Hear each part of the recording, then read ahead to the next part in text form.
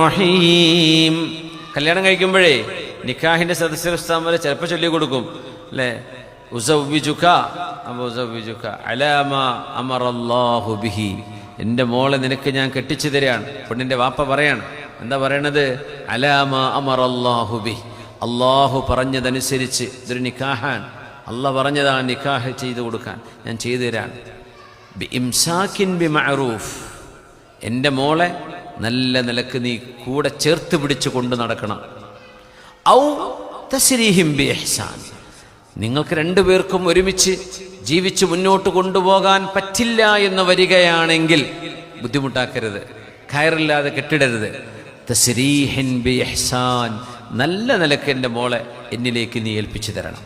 ഞാൻ അപ്പം നിന്നെ ഏൽപ്പിക്കുകയാണ്, നിന്നെ കൊണ്ട് എൻ്റെ മോളെ നോക്കാൻ പറ്റൂല എന്നൊരവസ്ഥ വരികയാണെങ്കിൽ എൻ്റെ മോളെ ബുദ്ധിമുട്ടാക്കരുത്, എൻ്റെ മോളെ എന്നിലേക്ക് നീ ഒഴിവാക്കി തരണം. ഉസർരിഹുകുന്ന സറാഹൻ ജമീല എന്ന് പറഞ്ഞ വാക്കിൽ നിന്നാണത്. തസ്രീഹിം ബി ഇഹ്സാൻ. എന്നിട്ടാ പിന്നെ സവ്വജ്തുക വഅൻകഹ്തുക ബിൻതി, എൻ്റെ മോളെ ഞാൻ നിങ്ങൾക്ക് നിക്കാഹ് ചെയ്തു തരാണ്.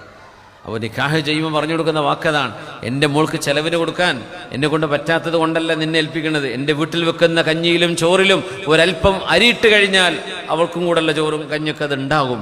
പക്ഷേ നിക്കാഹ് സുന്നത്തും എൻ്റെ ഹബീബിൻ്റെ ചര്യയും അള്ളാഹുവിൻ്റെ ദീനിൻ്റെ ശരീഅത്തിൻ്റെ ഭാഗവുമാണ്. അതുകൊണ്ട് എൻ്റെ മോളെ നിന്നെ ഞാൻ ഏൽപ്പിക്കാൻ. നിനക്ക് എന്തെങ്കിലും എൻ്റെ മോളെ കൂടെ കൊണ്ടു നടക്കാൻ കഴിയാത്തൊരവസ്ഥ വന്നാൽ ബുദ്ധിമുട്ടാക്കരുത്, നല്ല നിലക്ക് ഒഴിവാക്കി തരണം, ഞാൻ ഏറ്റെടുത്തോളാം എന്നൊരു വാപ്പയുടെ നെഞ്ചിൻ്റെ കരങ്ങളാണ് ശരിക്ക് നിക്കാഹിൽ കൈവച്ച് കൊടുക്കുന്നത് എന്നാ. ഇതൊക്കെ പുതിയാപ്പിളാരെ മനസ്സിലാക്കണം എന്താണ് ഈ പറയണത്. അവിടെ ചെന്നിട്ട് എന്താ എൻ്റെ വാപ്പ തന്നതെന്ന് ചോദിച്ച് നടക്കാൻ നിൽക്കണ്ട. വാപ്പ തന്നത് ഓളെ തന്നെയാണ്, അവളെയാണ് തന്നത്, ബാക്കി നീ അങ്ങോട്ട് കൊടുക്കാനുള്ളതാ. അവൾക്ക് മഹർ നീ കൊടുക്കണം, ചെലവ് നീ. വാപ്പൻ്റെ എന്താ പെണ്ണിനെ കല്യാണം കഴിക്കുന്നത് ചെലവ് കൊടുക്കാനാ.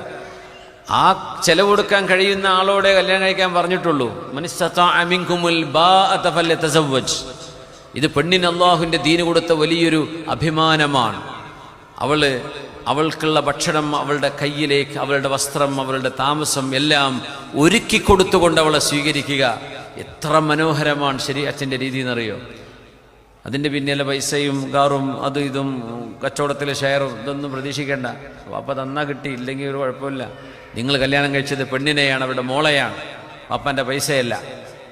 ഉസർരിഹുകുന്ന സറാഹൻ ജമീല, നല്ല നിലക്ക് ഒഴിവാക്കി തരാം. പുണ്യനബി തങ്ങൾ ഈ ആയത്തോട് ഓതി കൊടുത്തു.